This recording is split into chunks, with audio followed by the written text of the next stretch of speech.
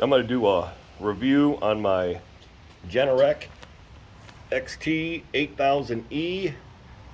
It's a 8,000 watt portable generator, electric start. It's got, I think it's got 10,000 watt surge.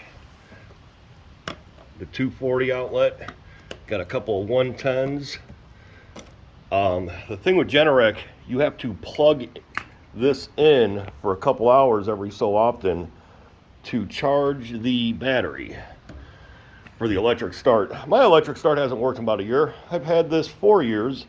I've got 48 hours on it. Now that doesn't sound like a lot, but you got to consider this has never left the garage. My power goes out all the time. It's basically 2 to 4 times a year the power goes out, so we're always using this thing. Now that I've got some experience under my belt, I have a lot of experience with big industrial generators. This is the only portable generator experience I have. I like it. My only complaint is I snapped the carrying handle, the handle used to move it around, I snapped it clear off. It might be my fault. I'm kind of clumsy. But here's the thing I don't hear anybody talking about when they review these generators that I will tell you about. So, it's 8,000 watts. Okay, well, when you access the 240, that's basically half of the winding in the generator head. A standby generator for a whole house is completely different. It utilizes the entire generator head. So basically, this has a quarter of the windings, half of the windings. So I plug this into my house and I run my house off of it. So I run it through here. You're only accessing 4,000 watts. You got to do the math on this to figure everything out, how you do things. It's watts divided by volts gives you your amperage. You know, amperage divided by watts equals your volts. Volts times amps equals your wattage. So as long as you know that, you should be good. The important thing about this, though, is hertz. I tested the hertz in the outlets of my house with the power company. It's right at 59 hertz and it don't budge no matter what.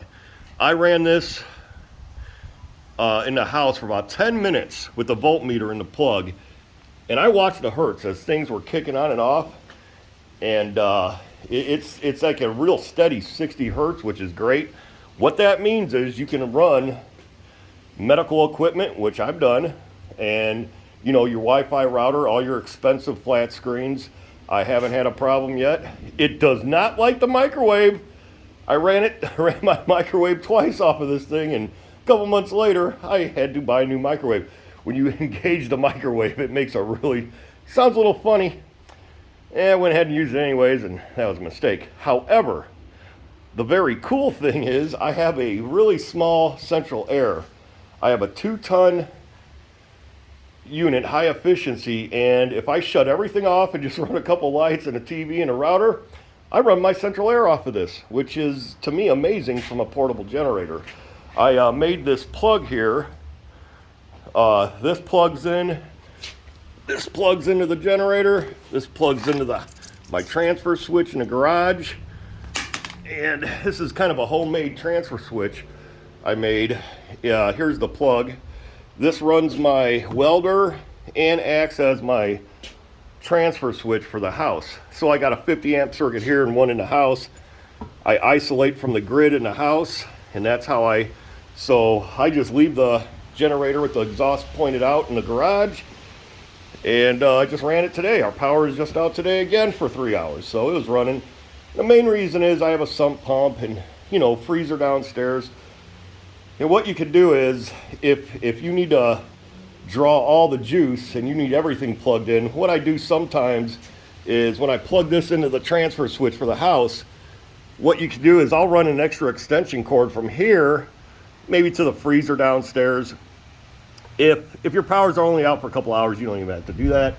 But if extended time, I'll run this one to the sump pump, I'll run this one to the fridge, and then I run that to the house.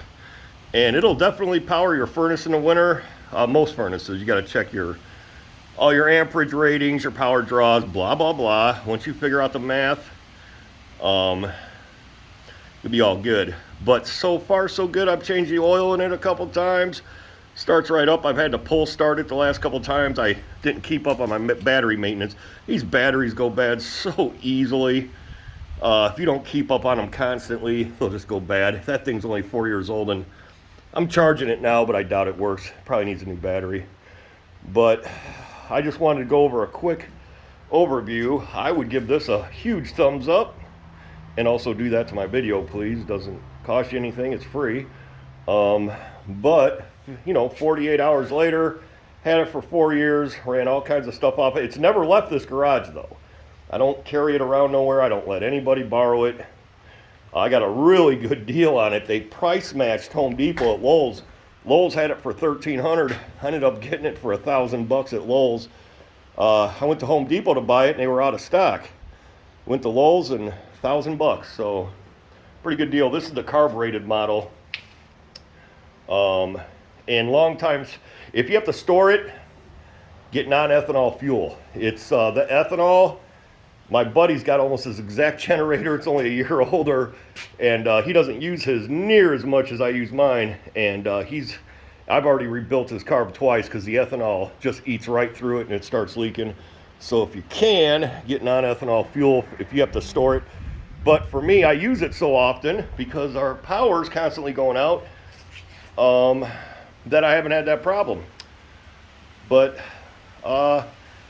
that's my review on the XT8000E Generac. Also, a little bit loud, but they all are. I haven't seen the real small Hondas are quiet, but they're not putting out any juice. And also, if you're going to do this like I do it, the bigger the better.